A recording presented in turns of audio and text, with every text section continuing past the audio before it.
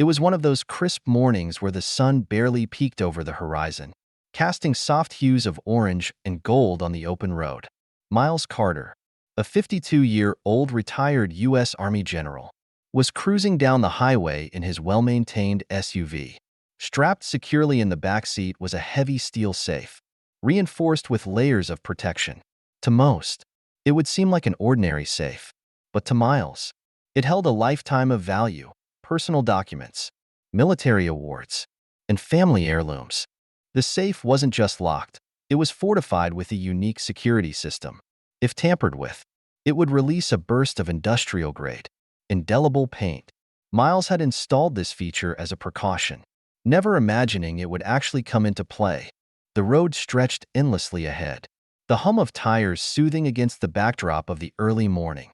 It was moments like these that allowed Miles to breathe, to reflect on a life of service that had seen its fair share of chaos. But the serenity didn't last long. In the rearview mirror, the unmistakable flash of red and blue lights shattered his peace. The shrill sound of a siren followed, cutting through the morning calm. Seriously? Miles muttered, gripping the steering wheel tightly. He glanced at the speedometer. He wasn't speeding. His vehicle was in perfect condition. There was no obvious reason for the stop. With a resigned sigh, he pulled over to the shoulder, the crunch of gravel filling the air as he came to a stop.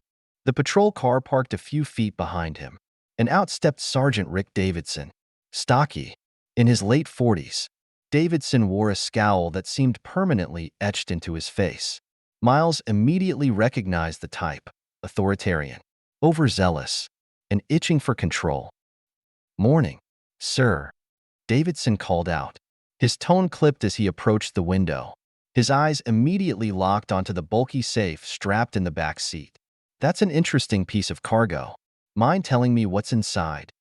Miles rolled the window down just enough to speak, his voice calm but measured. "Good morning, officer. It's personal items, nothing illegal." Davidson raised an eyebrow, clearly unimpressed. "Personal items in a safe? On the back seat? That's a little unusual, don't you think?"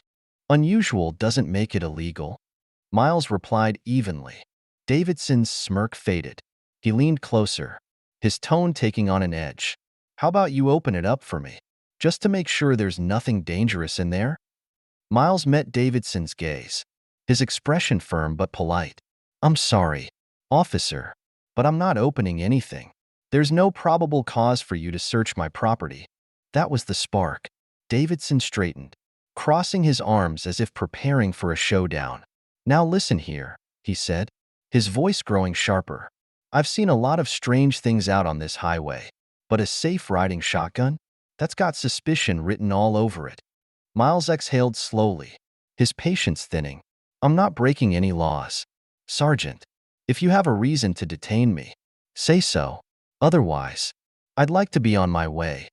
Davidson's jaw tightened, his eyes darting between Miles and the safe. It was clear he wasn't about to let this go.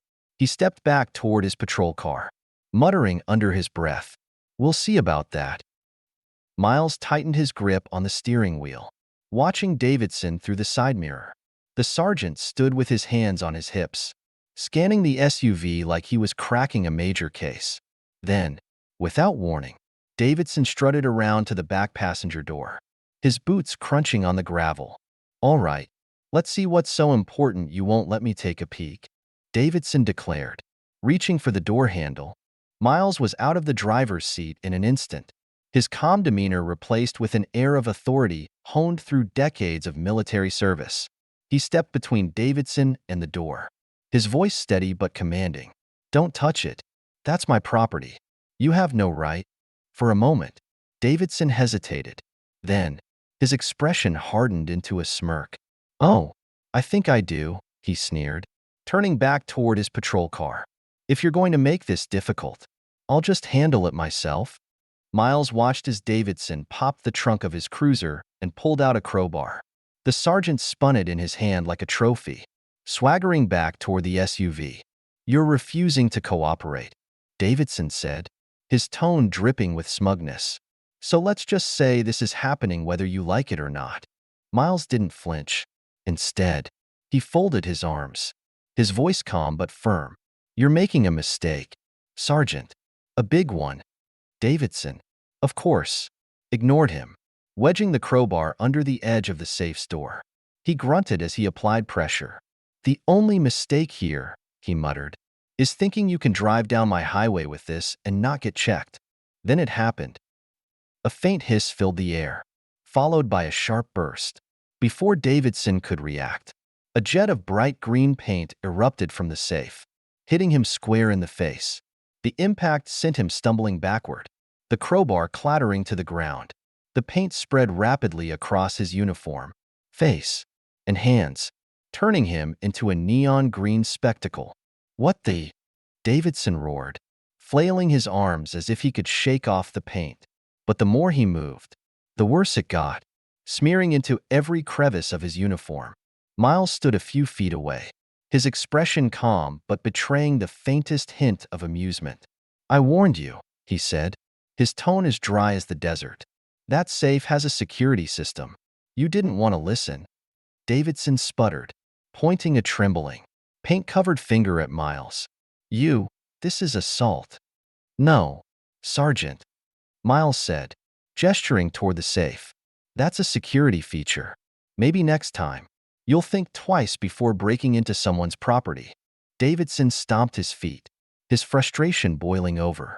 "You're going to regret this. I'll have you in cuffs before you can." Miles calmly held up his phone, the screen still recording.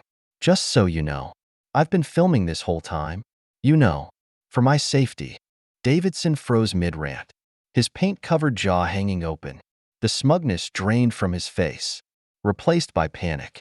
He realized just how bad this looked, not just for him, but for his career.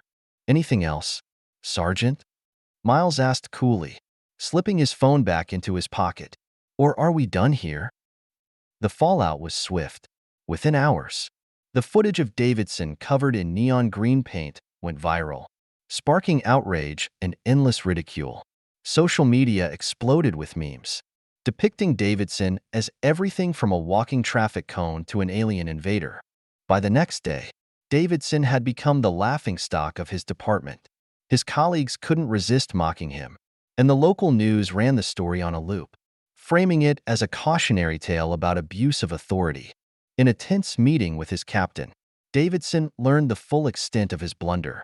The man he had harassed wasn't just any driver. He was General Miles Carter, a decorated military veteran with decades of service.